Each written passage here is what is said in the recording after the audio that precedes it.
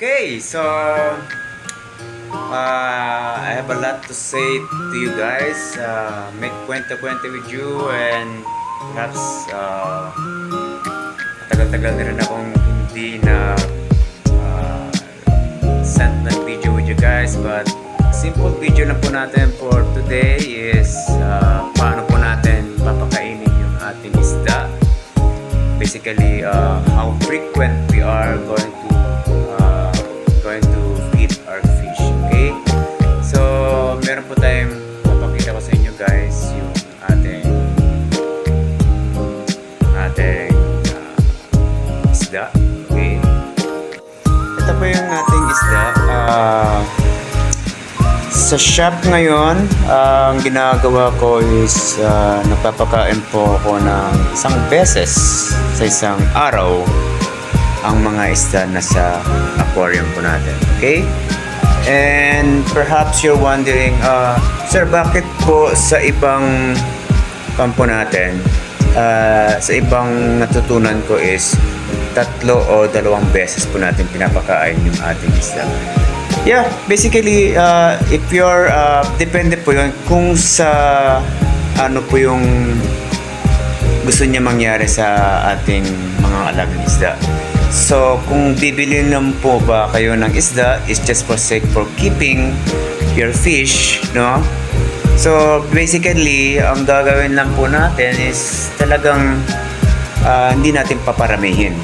But if you're going to buy a fish na ibibenta ba ninyo o paparamihin po ninyo, and that's the time that you're going to say na kailangan nyo pakainin yung isda ninyo for about 2 times to 3 times a day. Okay?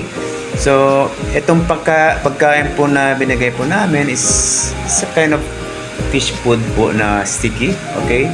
We have a product on that sa aming store. And yeah, and tatanungin po natin kung anong oras, anong schedule po na kailangan po natin papakainin yung ating alagang isda. Okay, nasa inyo na po yan guys. Like we going back sa ating scenario na for pet keeping lang, no? Yung isda natin is once a day lang. Once lang once sa isang araw lang, okay? And pwede natin siyang pakainin umaga, or pwede rin natin pakainin ng hapon or gabi. Basta isang beses lang talaga, okay? So, ito po yung pinakain namin sa aming alagang isda. Okay?